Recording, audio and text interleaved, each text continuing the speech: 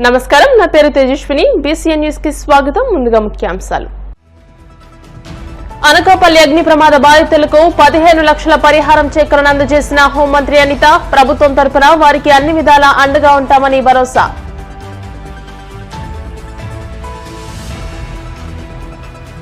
యాభై మందికి పైగా పోలీసులు ఇంటిని చుట్టుముట్టి తనను హౌస్ అరెస్ట్ చేశారన్న భూమన. నిజాలు నిగ్గు తేల్చాలని బయలుదేరితే పోలీసులతో అడ్డుకున్నారని ఆగ్రహం.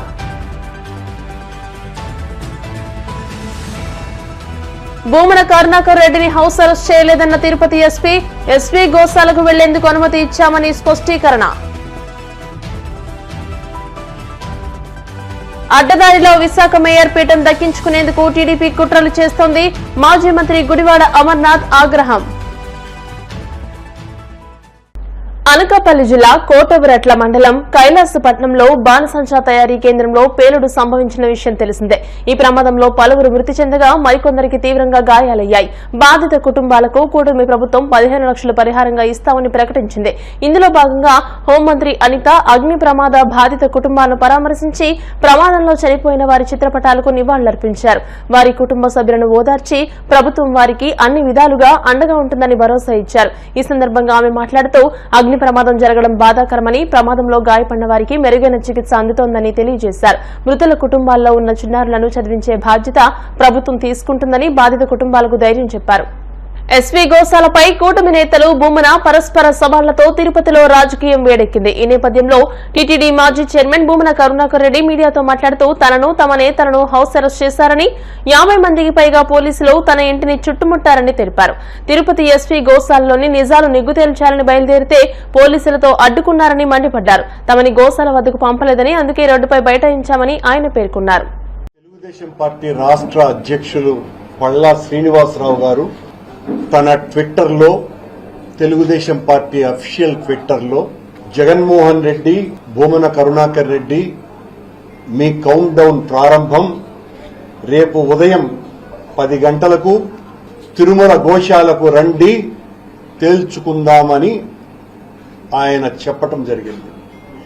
దానికి సమాధానంగా నేను పల్లా శ్రీనివాసరావు గారు పంపినటువంటి సందేశం నాకు అందింది. ఖచ్చితంగా వస్తున్నా, మీ ఛాలెంజ్ని స్వీకరిస్తున్నా.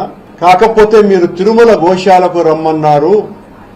తిరుమల గోశాలకు వచ్చి చేసేది ఏమీ లేదు. ఏ గోశాలకు రావాలనో కూడా తెలియనటువంటి అజ్ఞానంలో ఒక రాష్ట్ర పార్టీ అధ్యక్షుడు, అది కూడా ప్రభుత్వంలో ఉన్నటువంటి వ్యక్తి ఈ రకంగా ట్విట్టర్లో పెట్టడం అన్నది భావ్యం కాదు. గోశాలకు వస్తే ఇప్పుడు బ్రతికున్న గోవులు కనపడతాయి, చనిపోయిన గోవులు కనపడవు. చనిపోయిన గోవులు సంఖ్య తెలియాలి అంటే పాతిపెట్టబడ్డటువంటి స్థలాలలో తొవ్వి తీయాలా, కనుక నేను వస్తున్నా అని నేను చెప్పా. అర్ధరాత్రి నుంచే మాకు సంబంధించినటువంటి నాయకులను, మేయర్ దగ్గర నుంచి కార్పొరేటర్లని, ముఖ్యమైనటువంటి నాయకులను, కార్యకర్తల్ని అందరినీ కూడా హౌస్ అరెస్ట్ చేసినారు. ఛాలెంజ్ విసిరినటువంటి ప్రభుత్వం చేసిన నిర్వాకం ఇది. రాత్రి నుంచే నా ఇంటిని పూర్తిగా పోలీసు వాళ్లు తమ అధీనంలోకి తీసుకున్నారు.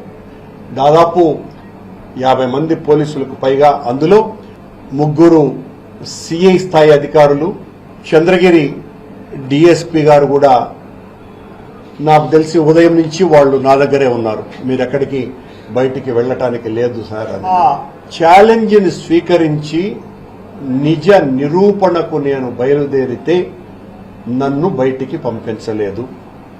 సరిగ్గా వాళ్ళు అవతల పార్టీకి సంబంధించినటువంటి వాళ్ళు, ప్రభుత్వ ప్రతినిధులు ఎవరో వచ్చినారు అని తెలిసి నేను ఇంటి నుంచి బయలుదేరా. నా పెద్దలైనటువంటి మాజీ ఉప ముఖ్యమంత్రి నారాయణ స్వామి గారు, పూర్వ మంత్రి శ్రీమతి రోజా గారు, నా తమ్ముడైన పార్లమెంటు సభ్యులు గురుమూర్తి గారు, అలాగే మా పార్టీకి సంబంధించిన నాయకులు, మేమందరము కూడా బయలుదేరితే మమ్మల్ని అస్సలు బయటికి రానివ్వలేదు.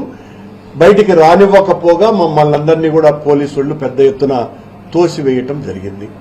మేము నిరసనగా రోడ్డులో బైఠాయించటం జరిగింది. పోలీసు వారు అందులోనూ కూడా చాలా మంచి పేరు ఉన్నటువంటి అధికారిగా ఉన్న ఈ జిల్లా ఎస్పీ గారు ఇంతకుముందు పత్రికా సమావేశంలో మాట్లాడుతూ మేము 5 మందిని అనుమతించినాము, కానీ వాళ్ళు 40 మంది రావటానికి సిద్ధపడ్డారని, తెలుగుదేశం పార్టీ వాళ్లను కూడా అలాగే కొద్ది మందినే పంపించినాము అని ఆయన చేత కూడా ఈ ప్రభుత్వం ఆ నిబద్ధత కలిగినటువంటి పోలీసు అధికారి చేత కూడా అబద్ధం చెప్పించింది. ఉదయం నుంచి నేను ఈ 5 మందికి పర్మిషన్ ఇవ్వండి, ఉదయం 8 గంటల నుంచి మేము పోలీసు వారిని విన్నవించుకుంటూనే ఉన్నాం. వారు పోయిన తర్వాత ఎవరైతే ఆ తెలుగుదేశం పార్టీ శాసనసభ్యులు ఎవరో ఉన్నారో వాళ్ళు పోయిన తర్వాత మీ ఒక్కరిని అనుమతిస్తాము అని పదే పదే చెప్పటం జరిగింది. ఇవన్నీ కూడా ఆన్ రికార్డ్ కొన్ని వందల మంది పోలీసు వాళ్ల సమక్షంలో కూడా జరిగినటువంటి విషయం. మమ్మల్నేమో పంపించకుండా నిర్బంధించి అడుగడుగున ఆటంకాలు కలిగించి మేము 5 మందినే వెళతామని చెప్పినా కూడా అనుమతి ఇవ్వకుండా ఎస్పీ స్థాయిలో ఉన్నటువంటి అధికారి చేత, ఒక నిజాయితీపరుడైన అధికారి చేత ఈ రకమైనటువంటి అబద్దాలు చెప్పించే స్థాయికి ఈ ప్రభుత్వం దిగజారింది. తిరుమలలోని ఎస్వీ గోశాలలో 100కు పైగా గోవులు చనిపోయాయంటూ వైసీపీ నేత టీటీడీ మాజీ చైర్మన్ భూమన కరుణాకర్ రెడ్డి ఆరోపించిన సంగతి తెలిసిందే. ఈ నేపథ్యంలో గోశాల వద్దకు చర్చకు రావాలంటూ ఆయనకు టీడీపీ సవాల్ విసిరింది. ఈ ఛాలెంజ్ ను భూమన స్వీకరించారు. ఈ నేపథ్యంలో భూమనను పోలీసులు హౌస్ అరెస్ట్ చేశారంటూ చేసిన ప్రచారాన్ని పోలీసులు ఖండించారు. భూమనను హౌస్ అరెస్ట్ చేయలేదని తిరుపతి ఎస్పీ హర్షవర్ధన్ రాజు స్పష్టం చేశారు. గోశాలకు వెళ్లడానికి భూమనకు అనుమతిని ఇచ్చామని, అయితే 2 పార్టీల నేతలు ఒకేసారి వెళ్లకూడదని సూచించామని వెల్లడించారు. వ్యక్తిగత భద్రతా సిబ్బందితో వెళ్లవచ్చని భూమనకు చెప్పామని ఆయన తెలియజేశారు. వాళ్ళతో కావచ్చు, వాళ్ళ గన్మెన్ కావచ్చు, వాళ్ళకి సంబంధించిన కేవలం కొద్ది మందితోటే రావాలా, వచ్చి వాళ్ళు చూసి వెళ్ళొచ్చు అనే విషయం మనం వాళ్ళకి తెలియజేయడం జరిగింది. సో అదే విషయంగా అందరికీ కూడా కమ్యూనికేట్ చేస్తాం. ఇప్పుడు మన అధికార పార్టీకి సంబంధించిన నాయకులు వచ్చారు, అంటే ప్రతిపక్ష పార్టీకి సంబంధించి కూడా వాళ్ళు కూడా ఎవరు రావాలని దాని గురించి చెప్పడం జరిగింది.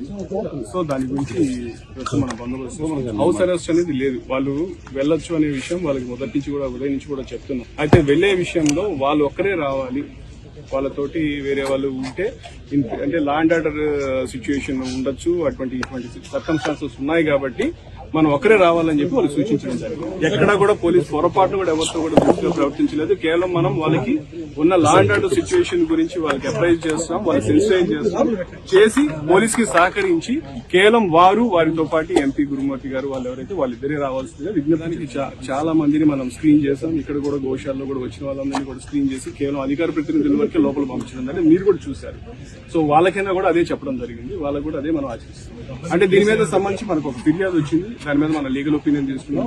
దాని ప్రకారం వచ్చే ఒపీనియన్ బట్టి మనము కేవలం శాంతి భద్రతల దృష్ట్యానే అందరికీ తెలిసిందే. ఇప్పుడు వాటి దృష్టిలో పెట్టుకునే మనం ఎంతమంది వస్తే బాగుంటుందని సూచించడం జరిగింది. దానికి సంబంధించి అధికార పార్టీ వాళ్ళు కూడా వాళ్ళకి కొద్ది మందితోటే రావడం జరిగింది. వాళ్ళు కూడా మనం అదే విజ్ఞప్తి ఉన్నారు, ఒక 20-30 మంది 40 మంది దాకా ఉన్నారు, బైక్లు కూడా పెట్టుకొని ఉన్నారు. సో అవన్నీ వద్దనే మనం వాళ్ళు చెప్తున్నాం. దాని గురించి వాళ్ళు మమ్మల్ని పంపించాలని విశాఖపట్నం నగర మేయర్ పీఠాన్ని అడ్డదోవలో దక్కించుకునేందుకు టీడీపీ కుట్రలు చేస్తోందని మాజీ మంత్రి గుడివాడ అమర్నాథ్ ఆగ్రహం వ్యక్తం చేశారు. వైసీపీ విశాఖ నగర కార్యాలయంలో ఆయన మీడియాతో మాట్లాడుతూ బలం లేకపోయినప్పటికీ తెలుగుదేశం విశాఖ మేయర్ పదవిపై అవిశ్వాస తీర్మానానికి నోటీసు ఇవ్వడం వెనుక వారి కుతంత్రం దాగి ఉందని మండిపడ్డారు. విశాఖ మేయర్ పీఠంపై ఒక యాదవ సామాజిక వర్గానికి చెందిన బీసీ మహిళ కూర్చోవడాన్ని టీడీపీ జీర్ణించుకోలేకపోతుందని ధ్వజమెత్తారు. టీడీపీ కుట్రలను ఛేదిస్తామని, ప్రజాస్వామ్యాన్ని కాపాడేందుకు వైసీపీ ధైర్యంగా పోరాడుతుందని ఆయన స్పష్టం చేశారు.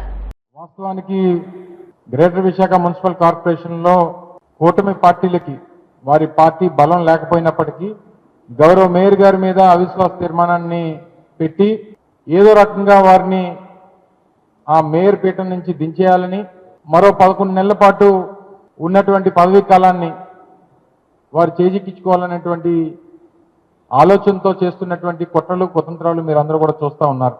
అయితే మా పార్టీకి చెందినటువంటి కార్పొరేటర్లు, మా పార్టీ గుర్తు మీద గెలిచినటువంటి కార్పొరేటర్లు దీన్ని పూర్తిగా వ్యతిరేకిస్తూ అవిశ్వాస తీర్మానం అనేటువంటిది ఎట్టి పరిస్థితుల్లో జరగడానికి వీల్లేదు, మిగిలినటువంటి పదవీ కాలం కూడా గౌరవ మేయర్గా ఉన్నటువంటి గొలగాని హరివెంకట కుమారి గారు కొనసాగాలన్నటువంటి ఒక దృఢ నిశ్చయంతో అందరూ కూడా ఉండడం జరుగుతూ ఉంది.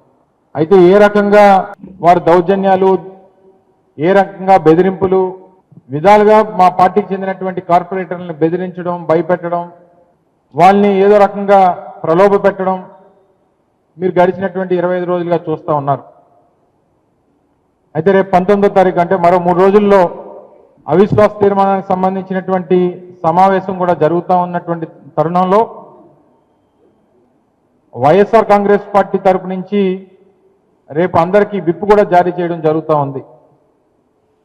సుమారు 58 మంది సభ్యులు, వైఎస్ఆర్ కాంగ్రెస్ పార్టీ గుర్తు మీద గెలిచినటువంటి 58 మంది సభ్యులకి కూడా పూర్తిగా కూటమి పార్టీ నాయకులు పెట్టినటువంటి అవిశ్వాస తీర్మానాన్ని వ్యతిరేకిస్తూ రేపు 19వ తారీఖున జరగబోయేటువంటి ఆ సభను కూడా సభకి వెళ్లకుండా మేము బహిష్కరించాలని చెప్పి పార్టీ నిర్ణయం తీసుకుంది. సో దానికి అనుగుణంగా రేపు పార్టీ విప్ను కూడా 58 మంది మా పార్టీ గుర్తు మీద గెలిచినటువంటి సభ్యులకి రేపు విప్ జారీ చేయబోతా ఉన్నాం.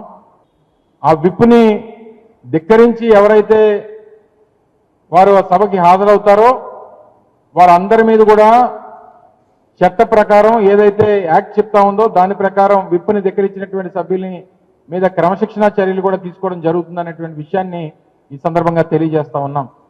రానటువంటి మిగిలినటువంటి కాలం కూడా గౌరవ మేయర్ గారు హరివెంకట కుమారి గారే కొనసాగుతారు. దానికి కావాల్సినటువంటి బలం, దానికి కావాల్సినటువంటి సంఖ్య వైఎస్ఆర్ కాంగ్రెస్ పార్టీ దగ్గర ఉంది. ఎవరు ఏది చేసినా గతంలో చంద్రబాబు నాయుడు గారు 95వ సంవత్సరంలో చేసినటువంటి వైస్రాయ్ రాజకీయం దయచేసి ఇక్కడ చేయొద్దని చెప్పి కోరుతా ఉన్నాం. బలం లేనప్పటికీ మా దగ్గర ఎంతమంది ఉన్నారో అంతమంది ఉన్నారు, మీరు వచ్చేయండి అని చెప్పి మీరు చేస్తున్నటువంటి బెదిరింపులు, దౌర్జన్యాలు, ప్రలోభాలు ఇక కొనసాగడానికి వీల్లేదు. ఇప్పటికన్నా మీరు మీ పద్ధతి మార్చుకుంటే మంచిది అనేటువంటి విషయాన్ని ఈ సందర్భంగా తెలియజేసుకుంటూ రాజమహేంద్రవరంలో అర్హులైన పేదలకు ఇళ్ల స్థలాలు ఇవ్వాలని సిపిఐ రాష్ట్ర కార్యదర్శి కె రామకృష్ణ డిమాండ్ చేశారు. ఇంటి స్థలం కోసం పేదల గోడు పేరుతో సిపిఐ జిల్లా సమితి నాయకత్వంలో ఆవ నుండి సుమారు 4,000 మంది అర్జీదారులతో ప్రదర్శనగా బయలుదేరి మేకల గమేళా ఆనుకుని ఉన్న 16 ఎకరాల ప్రభుత్వ స్థలాన్ని పేదలకు పంచాలని భూ పరిరక్షణ పోరాటం నిర్వహించారు. గ్రామీణ ప్రాంతాల ప్రజలకు 3 సెంట్లు, పట్టణ ప్రాంతాల ప్రజలకు 2 సెంట్లు స్థలం ఇవ్వాలని, 5 లక్షల సబ్సిడీ మంజూరు చేయాలని, ప్రభుత్వ స్థలాలను కాపాడాలని దారి పొడవునా పెద్ద ఎత్తున నినాదాలు చేశారు.